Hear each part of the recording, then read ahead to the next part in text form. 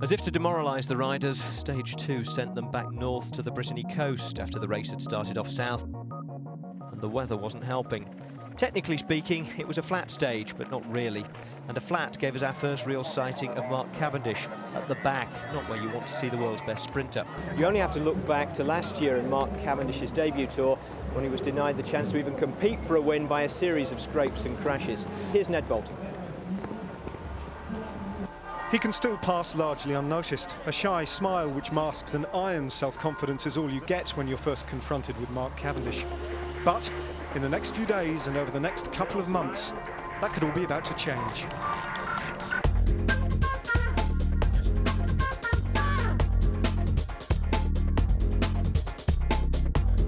At the minute, I'm one of the hottest properties in cycling. The last 200 metres, you can't deny with facts. You look at me, I'm the fastest, you know. 11 wins in his debut year, then came the difficult second album. He's barely put a foot wrong.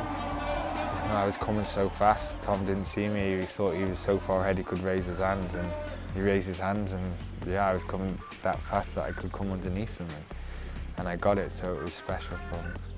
That usurped the natural order of things, even if it left Cavendish himself a little unbalanced.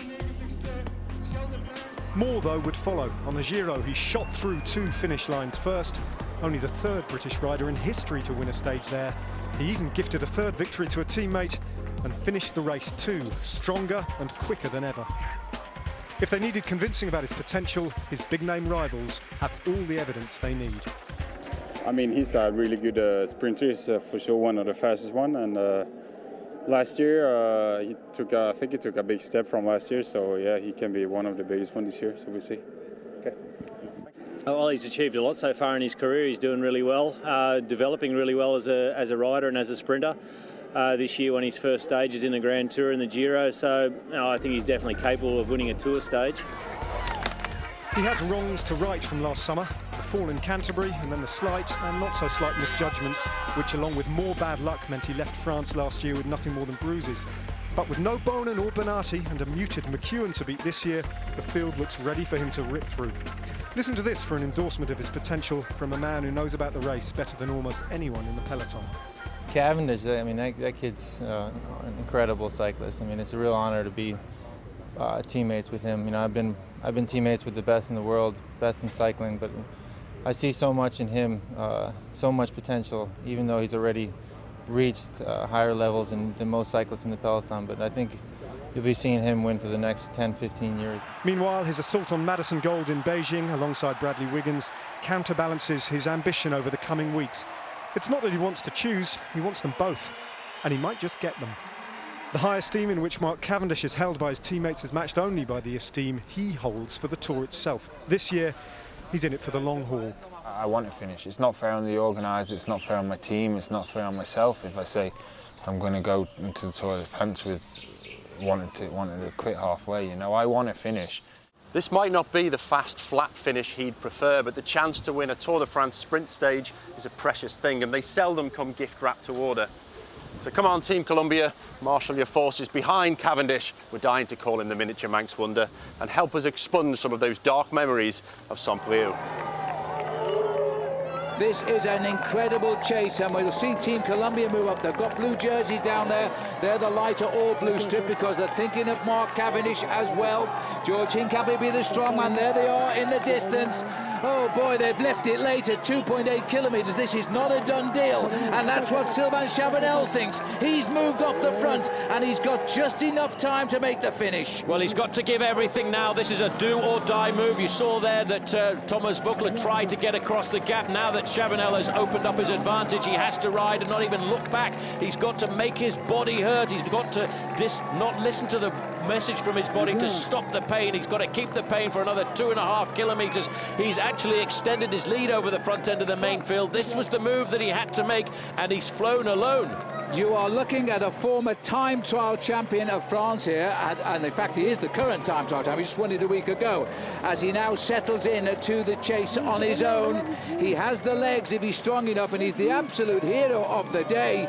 He could have led this race for 162 of the 106 64 kilometres. There's the peloton now snapping up the breakaway one by one, but they may have left this a little bit late.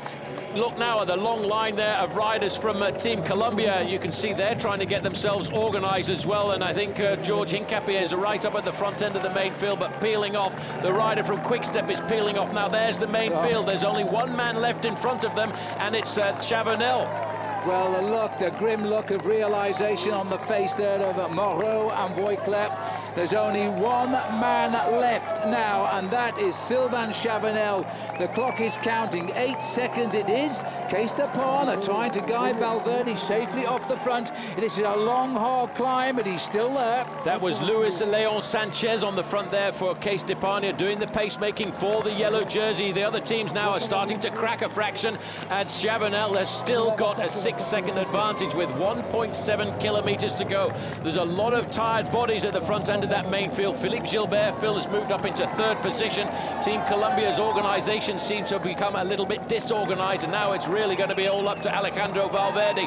Moving up the right-hand side there's a couple of riders from Silent Slaughter, but Chavanel really has to dig deep now if he wants this one to survive, and I tell you, this is a mean run into the finish. But just remember, between kilometres 2 and 1, we're on a beautiful road. You can see it here, well barriered and nice and wide. We close down a little bit between 1 kilometre and 500 metres, and there's a nasty kick there. There's also a central obelisk in the middle of the road, but the catch is coming, and now it is every man for himself as we start. It's Fabian Cancellara, and there's been a crash already at the back of the race. A quick look at the riders. None of the favourites are there. That was Leif Hoster who was down, and one man is clear, and Cancellara is at 1 kilometre. He's trying to do it again. He did it at Compiègne when he wore yellow last year. Pepo Pozzato is coming across there in the lime green jersey for Team Liquigas, and they're in 3rd or 4th position. In fact, it's Cadel Evans taking control of the front end of the main field.